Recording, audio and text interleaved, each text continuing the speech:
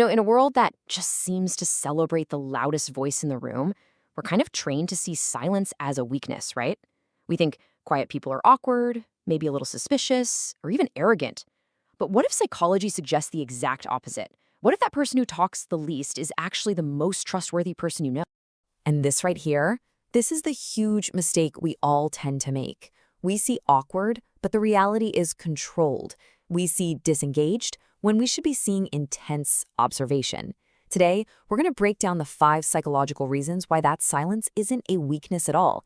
It's a powerful signal of reliability. So, first up, self-control. And we're not just talking about biting your tongue here. This is a fundamental cognitive skill that makes quiet people incredibly reliable, especially when you've told them something important. Okay, so the key psychological concept here is called cognitive inhibition. The best way to think of it is like a mental brake pedal. Most of us, we feel an emotion and we just react instantly. We get angry and shout, we hear some juicy gossip and we just have to repeat it. Well, cognitive inhibition is the power to slam on those brakes and stop that automatic process. And what does that mental brake pedal get you? It's this simple but profoundly important habit. They actually think before they speak. It sounds so obvious, but in the heat of the moment, it's incredibly rare. That pause, that decision to process instead of just reacting, that's the very foundation of trust. So here's the bottom line. Their amazing impulse control means they don't leak information. That little mental gap they create between feeling an emotion and taking an action, that's where your secrets are kept safe. Under pressure, when most people crack and say things they shouldn't, the quiet person's control holds steady. All right, let's move on to our second point. While everyone else is busy talking and, let's be honest, performing a little, quiet people are doing something way more valuable. They're gathering data. Psychologists have a really cool term for this: observational intelligence. It's this huge strategic advantage you get by just absorbing information, watching body language, listening for what's not being said, figuring out the real dynamics of a room, instead of just broadcasting your own thoughts all the time. This really gets to the heart of their motivation. See, their goal isn't to be in the spotlight, it's to understand what's actually going on. They're way more interested in analyzing the reality of the situation than they are in being part of the show. And that's why this is so important for trust. By focusing on what's real, they see patterns that people who are busy talking just completely miss. This makes their judgment a much, much safer bet. You can trust what they say because it's based on a clear-eyed assessment of the facts, not on some desire to create drama or push their own story. Our third point digs deep into their core motivation, which is often completely different from more extroverted people. It all comes down to their relationship with social approval. The technical term for this is low social dependency. And really, all it means is that their self-esteem isn't fueled by likes or praise or getting everyone to agree with them. They tend to operate on an internal scorecard, valuing their own principles more than the applause of the crowd. This brings them to a fundamental choice. For them, their own integrity is just heavier than public opinion. Being true to what they actually believe is way more important than getting you to like them.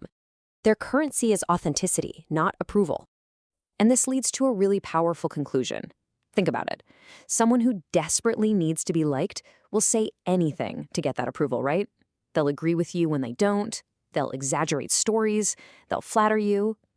The quiet person, since they're free from that need, just doesn't have to. So when they finally do speak, you can be a lot more confident that you're hearing the real, unvarnished truth.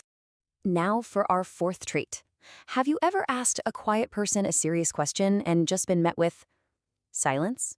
It can feel pretty awkward, like maybe they're ignoring you. But what's really happening is a sign of deep respect for you and your question. Psychology explains this with 2 different modes of thought. System 1 is our fast, gut reaction thinking. It's useful for sure, but it's often emotional and full of biases. System 2, on the other hand, is our slow, deliberate, analytical mind. And quiet people, they really tend to favor System 2, especially when a question is important. This is such an important way to reframe it. That silence you're experiencing, it isn't a void, it's a workshop. They are turning your question over in their minds, looking at it from every angle, and actually building a thoughtful response instead of just spitting out the first thing that pops into their head. This process, weighing consequences, considering all the variables, spotting logical flaws, is known as cognitive complexity. And it basically ensures that when you finally do get their advice, it's a well-calculated answer that has been properly stress-tested before it ever even reaches your ears. All right, let's get to our final point, and honestly, this one might be the most powerful of all. It's not about what they say or think, but about how they make other people feel, especially when things start to go wrong. This superpower is called emotional regulation. You see, while everyone else is reacting to chaos with panic and noise, the quiet person tends to manage their emotional state internally. They feel the pressure just like everyone else, but they don't let it hijack their system. And what happens is their calm is literally contagious. In a crisis, you know how panic can spread like wildfire? Well, a calm, stable presence is like a firebreak. Their steadiness has a real physiological effect on the nervous systems of everyone around them. So in the end, you trust them in a crisis, not because of some big, heroic speech they gave. No, it's because their composure is like a rock. While everyone else is getting swept away by the emotional current, they're the anchor that keeps you grounded and actually makes you feel safe. So, if we put all of this together, we land on this one core idea. We have to stop mistaking their quiet nature for a lack of something. It is, in fact, the presence of something incredibly rare and valuable: discipline. We're talking discipline of thought, discipline of emotion, and discipline of speech. And in a world that is just filled with performance and noise and gut reactions, that quiet discipline is one of the truest signals of reliability you will ever find. So I'll leave you with this question. Think about the most trustworthy person you know. Really, picture them in your mind right now. Now ask yourself, are they the loudest person in the room, or are they the one who just listens?